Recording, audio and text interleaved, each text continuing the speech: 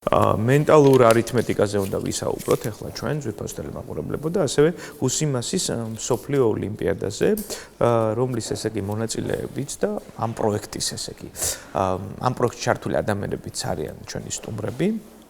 მარიამ ფუტკარაძე უსიმასის პროგრამის კოორდინატორი ბათუმში, საბა დავითაძე უსიმასის მსოფლიო ოლიმპიადის გამარჯვებული და ქეთი ირემაძე უსიმასის პროგრამის მასწავლებელი. მოგბრძანდით, ქალბატონებო და ბატონებო. მადლობა რომ ხართ ჩვენი სტუმრები. მოდით საბა თქვენგან დავიწყოთ.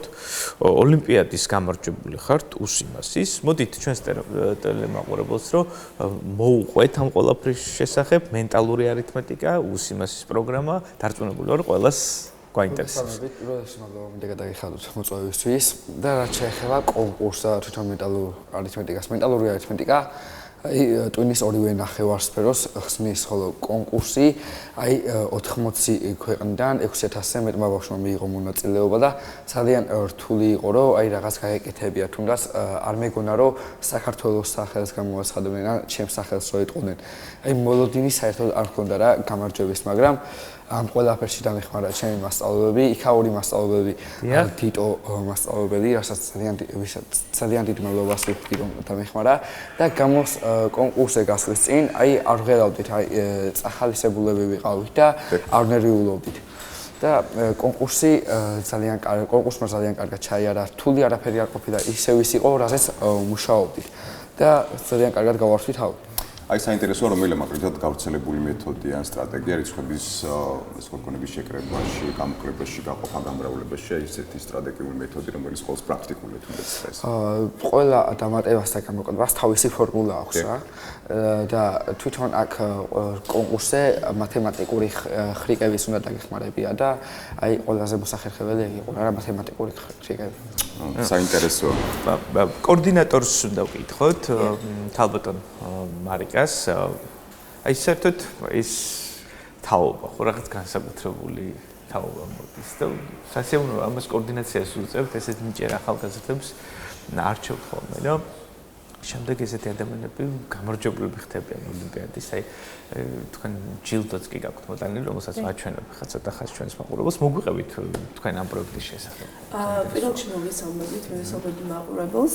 რაც შეეხება უშუალოდ საბას გამარჯვებას და ზოგადად მენტალურ არითმეტიკას, მენტალური არითმეტიკა ჩვენი პროგრამა უშუალოდ უსიმასის პროგრამა არის განვითარებაზე, ბავშვის განვითარებაზე ორიენტირებული, როგორც საბა მახსენა ტვინის ორივე ნახევარსფეროს ავითარებს, რაც ყველაზე მთავარია თავდაჯერებულობას ავითარებს ბავშვების აზროვნებაში და ყველაზე მნიშვნელოვანი არის ის, რომ ნებისმიერი ჩვენი მოსწავლე, ჩვენი ნებისმიერი სტუდენტი ორიენტირებულია იმაზე, რომ უფრო მეტად თავდაჯერებული გახდეს და რეალურად ეს ჩვენი მენტალური არითმეტიკა და უშუალოდ ჩვენი უსიმასის პროგრამა ორიენტირებულია თავდაჯერებულობაზე, ორიენტირებულია იმაზე, რომ ბავშვი უფრო მეტად სწრაფად აზროვნებდეს და სწრაფად მოახდინოს გამოცვლები. საბარი მაგის ნათელი მაგალითი ჩვენი პროგრამა როდესაც დაიწყო მაშინაც უკვე უყვარდა მათემატიკა, მაგრამ ჩვენი პროგრამის დაწყების შემდეგ არა მხოლოდ მათემატიკის მიმართ სიყვარული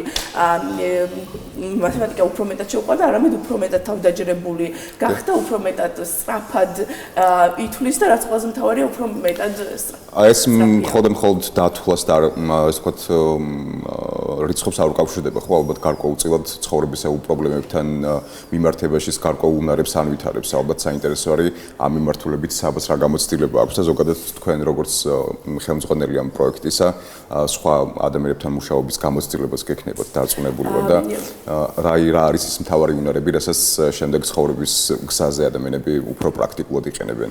მე ზოგადად მგონია, რომ განსაკუთრებით რაც ჩვენს თაობას საბას ასაკში თავდაჯერებულობის პრობლემა უფრო მეტად ჰქონდა. მსგავსი ტიპის პროგრამები პირველ რიგში რაზეც აკეთებს აქცენტს არის ის, რომ ჩვენი მოსწავლეები მაქსიმალურად ცდილობენ მათი უნარები გააუმჯობესონ ნებისმიერ თემასთან მიმართებაში.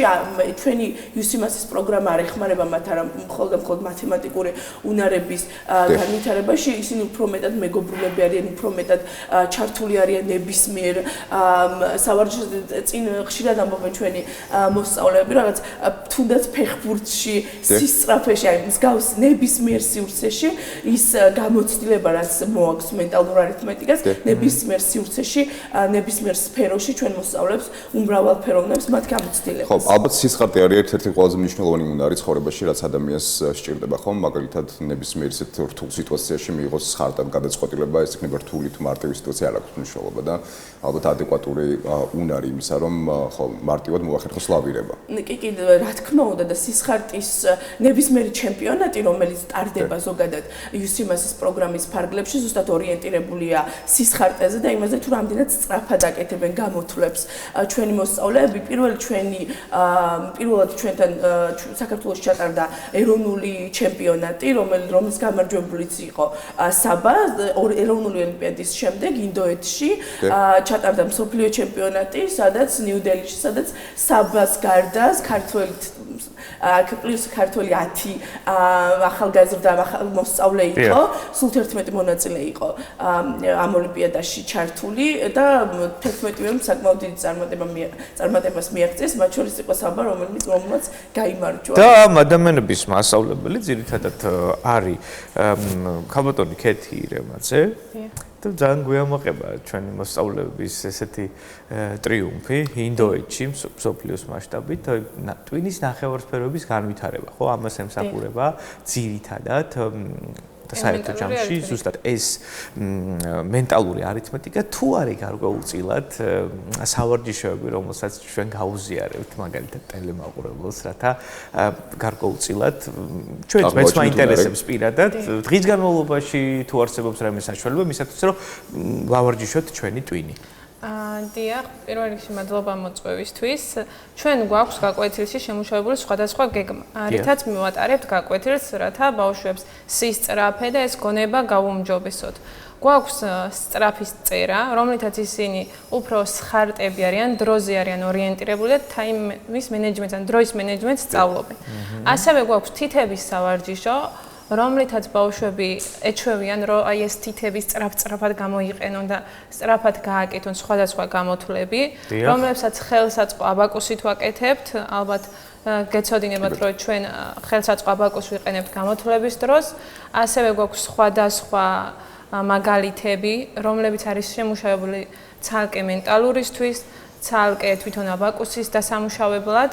გარდა ამისა, გაყოფასაც და გამრავლებასაც ვფლობთ ძალიან კარგად და სკოლის მათემატიკას უფრო ვუსწრებთ. ბევრი ჩემი მოსწავლეის გამსმენია, რომ აი დიდ რიცხვებს რომ მეუბნება მასწავლებელი გამრავლე ან გაყავიო, ან ჩვენ უფრო სწრაფად ვაკეთებთ და ძალიან უკვირთ პასუხებს ასე სწრაფად როგორ ვღებულობთო. აი ეს ყველაფერი სისწრაფე, მათი მუშაობა, რომ ყოველ დღე ის საბა მაგალითად რაც არ უნდა უთხრა, როგორი დაღლილიც არ უნდა იყოს. ყოველ დღე უთმობს დროს, მით უმეტეს ამ შეჯიბრის დროს ვეხვეწებოდი, რომ 20 წუთი მაინც დაუთმე ყოველი დღე მეცადინეობას, მართლა მაყოფ მისით.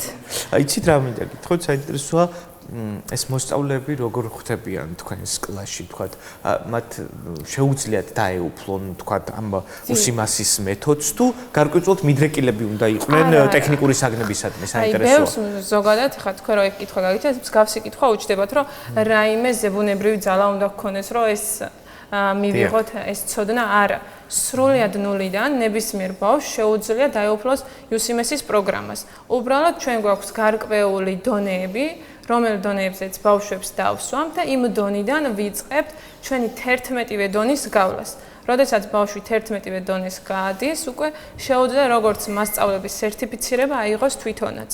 ანუ რაიმე ზებუნებრივი ძალა ნამდვილად არ არის საჭირო. აი, რამდენჯერ უნდა ვცადოთ მაგალითისთვის, რომ მივხვდეთ, რომ ჩვენ ეს შეგვიძლია, რამდენჯერ უნდა ვცადოთ თავიდან და რამდენჯერ უნდა გავიმეოროთ ეს, რომ რაღაც კონკრეტულ შედეგამდე მივიდეთ. ინდივიდუალური არის ჩემი აზრით, იმიტომ რომ შეგიძლიათ თქვათ პირველივე ცდაზეც გამოგივიდეთ რაღაც ელემენტარულის გაკეთება ან პირველივე ცდაზე რაღაც დაბრკოლებას წააწყდეთ, მაგრამ მენტალური არითმეტიკა გვასწავლის იმას, რომ არასდროს არ უნდა გავჩერდეთ. რაღაცა შეგვეშალა, უნდა ვცადოთ თავიდან. კი, ანუ ნების ყოფას მოითხოვს თქვა ამ შემთხვევაში. ნების ყოფას მოითხოვს ნამდვილად, იმიტომ რომ არ უნდა ქონდეთ იმის შიში, რომ რაღაც არ გამოგვივიდა და აქ ფარხმალი დავყაროთ. აი ეგრე იყო საბაც ყოველთვის მოტივი. ინდოეთი დავიფხარით, რა არის თქვენი სამომავლო გეგმები? ალბათ მომავალში ჩატარდება შრი-ლანკაზე და საქართველოს უმასპინძლებს რომ ჩატარდეს ეს გამოცდა და ორივეზე მივიღებ მონაწილეობას, რადგან იქაც დავტოვოთ ჩემი კვალი და ვასახელოთ ჩემი საქართველო.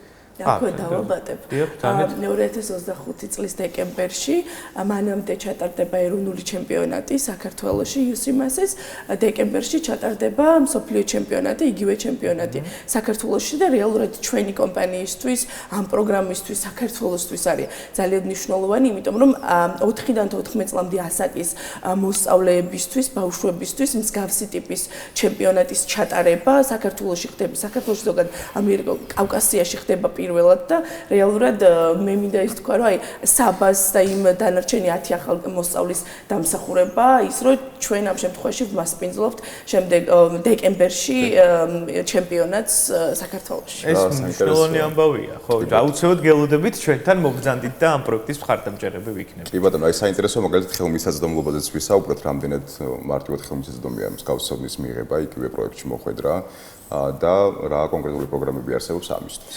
პირველ რიგში ჩვენ გვაქვს სხვადასხვა ტიპის მასტერკლასები, სკოლებთან თანამშრომლობთ, მათ შორის საჯარო კერძო სკოლებთან.